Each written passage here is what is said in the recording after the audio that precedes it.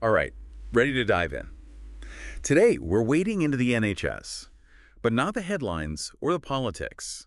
We're getting real personal. Got a first-hand account from an F1, fresh out of med school, first year in the system, and we can really dig in because, full disclosure, what we're looking at is out in the open, publicly available. So, no sugarcoating here, the good and the well. Let's just say it's a ride. And this is what makes these deep dives so important.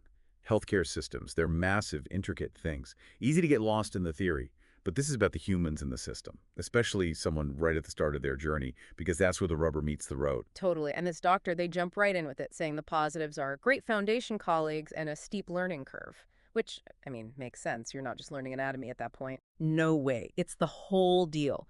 You're figuring out who you are as a doctor, building a network you can rely on, getting the confidence to honestly deal with whatever gets wheeled through the door. Mm-hmm. Those early years, they're formative, they stick with you. If you've got a good team and you're challenged, that's gold. Like, you're thrown in the deep end, sure, but there's a killer team on the side of the pool making sure you don't drown. Still intense, though. Huh. But then we get to the cons list, and whoa boy, it's extensive. Like they just emptied a notebook after a double shift. That's real, though, right? This is one person, sure, but it's a glimpse into what's going on in the NHS at large. And what I find really interesting is how the issues they single out actually link up to the bigger problems everyone's talking about. Exactly. It's not just venting, it's insight. So let's pick apart some of these cons. Scope creep from MAPs, that one jumped out at me. Now, I haven't worn scrubs lately, so for those of us who need a refresher, what's that look like on the ground? Okay, so scoop creep, it's basically when you're asked to do things beyond your job description, which in a vacuum, we all deal with it, right? But here, it's about medical associate practitioners, MAPs. They're trained for specific procedures, but the concern is, as their duties expand, more and more falls back onto the doctors, particularly, you guessed it, the newbies, like our F1 here. You're already slammed, and suddenly there's an extra helping of everything on your plate. And I bet that feeling of being overloaded feeds directly into the next point, poor pay and pay progression. Oh, 100%. Think about it. Workload goes up. Often you're doing things above your pay grade, and then you look up and there's no clear path to get ahead, financially or career-wise. That's demoralizing anywhere, but in healthcare, where you're already giving so much. Ooh. Recipe for burnout. And now, add on the pressure cooker that is a busy hospital, long hours, the emotional weight of caring for people. It's not a huge leap to their next point, which is, well, worrying.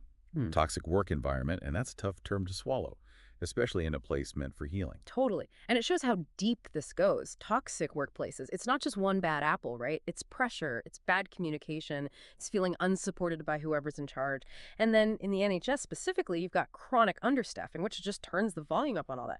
Everyone left is more stressed, more likely to. Well, you get the picture. It's dominoes, right? Scope creep? Maybe that adds to understaffing pressures, which turns up the heat on the whole workplace. And it makes you wonder, with all that negativity, why even mention the good stuff? Which circles back to the overall rating our F1 doctor gave, 1.0. That's what makes you stop and think. Here's someone who had good colleagues, had opportunities to learn and grow, but the overall experience was so negative, they gave it the lowest possible score.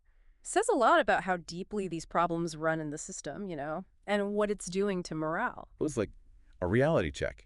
You can have good parts in a system, but that doesn't mean the system itself isn't in trouble. So listener, we've walked through one doctor's experience. Now here's something to chew on. Even if you're not in healthcare, how can this change how you think about the NHS? How you use it, or maybe even your own career choices? Think about it.